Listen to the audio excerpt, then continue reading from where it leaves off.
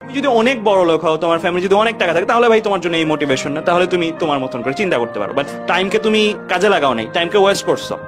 তো তোমার ড্রিমকে যে পরে দেখা যাবে স্যাক্রিফাইসটা করতে হবে। স্যাক্রিফাইস করলে দেখা যাবে তোমার আদার অপশনস গুলো খুঁজতে হবে। আদার অপশনস এর বলতে কি আছে?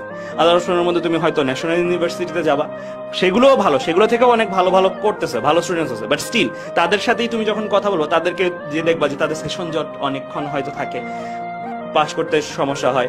প্রাইভেট ইউনিভার্সিটিগুলোর ক্ষেত্রে যদি চিন্তা করো, তাহলে তোমার প্রাইভেট ইউনিভার্সিটিগুলো এখন অনেক ভালো করতেছে, ট্রুলি বলতেছি অনেক ভালো করতেছে, বাট তোমার তো একটা ফিনান্সিয়াল অ্যামাউন্ট লাগবে। অন দ্য আদার হ্যান্ড চিন্তা করো, তুমি যে পাবলিক ইউনিভার্সিটিগুলো টার্গেট করছো, সেগুলোতে তোমার বাবা মার প্রতি চাপ কতটা কম থাকবে। যদি তোমার কাছে, তুমি যদি অনেক বড় লোক হও, তোমার ফ্যামিলি যদি অনেক টাকা থাকে, তাহলে ভাই তোমার জন্য এই মোটিভেশন না। তাহলে তুমি তোমার মতন করে চিন্তা করতে পারো, বাট স্টিল আমি সবার জন্য বলতেছি, যারা অ্যাকচুয়ালি নিজের সেলফ রেসপেক্টটা রাখো না, আমি কলেজ লাইফ পর্যন্তই বাবা মার প্রতি নির্ভরশীল থাকবো, তারপর থেকে আমি নিজের প্রতি নির্ভরশীল হইতে চেষ্টা করবো এবং ফ্যামিলিকেও আমি সাপোর্ট দিতে চেষ্টা করবো। সো ওই ভাবে যদি চিন্তা করো, তাহলে তোমার কিন্তু এই টার্গেট গুলাতেই আসলে আগাইতে হবে। ঠিক আছে, ভালো করার অনেক রাস্তা আছে। আমি যে রাস্তাটা বলছি, এটা হচ্ছে অনেক রাস্তার মধ্যে একটা রাস্তা। এই রাস্তাটার মধ্যে তুমি ফ্যামিলিকে প্রেশার ফেলবা না, এতটুকু আমি গ্যারান্টি দিতে পারি।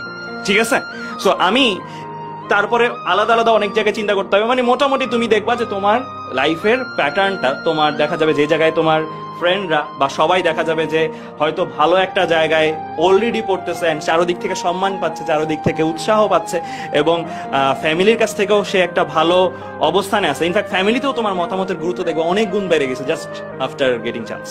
তুমি দেখবা যে তোমার মানে বিভিন্ন জায়গা থেকে তোমাকে ইনভাইট করা হচ্ছে, তোমাকে দেখা যাবে যে মানে তোমার সামনের যে 4 বছর বা একাডেমিক যে লাইফটা, ওই একাডেমিক লাইফের কত বড় যে একটা রিলিফ ভাইয়া, যে তোমার চিন্তা করতে হচ্ছে না তোমার মানে টাকা ইনকাম করে একটা ভার্সিটিতে, প্রাইভেট ইউনিভার্সিটি বা একটা জায়গায় এতগুলো টাকা দিতে হবে। সো তখন দেখা যাবে তুমি ওই অ্যামাউন্ট অফ মানি গুলো দিয়ে তুমি দেখা যাবে তোমার আদার স্কিল ডেভেলপ করতে পারো, তুমি অনেক বিজনেস দিতে পারো।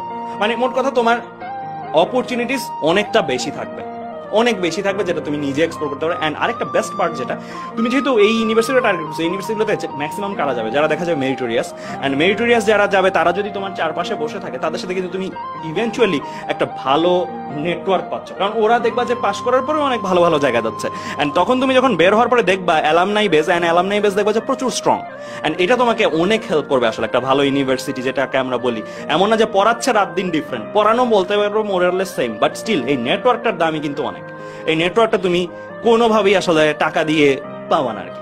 এই জিনিসটা তোমার জাস্ট ভালো ভালো জায়গায় টার্গেট করে নিজেকে যোগ্যতার প্রমাণ দিয়ে আসলে আসতে হবে। তো এই হচ্ছে তুমি ছিলা 2022 সালে, এই হচ্ছে তুমি 2024 সালে। দুইটা চিত্র হতে পারে তোমার, তুমি বাছাই করে নাও আসলে তোমার কোন চিত্রটা দরকার, কোন জায়গাটাতে তুমি মোর কমফোর্টেবল।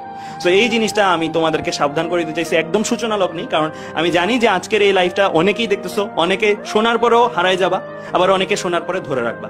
এই যারা যারা ধরে রাখবা, তাদের জন্য আসলে এই সেশনটা, যেন হচ্ছে তুমি পুরো জিনিসটাই আসলে ক্লিয়ার একটা পিকচার পাও যে এইচএসসি লাইফে কিরকম ভাবে আগানো উচিত।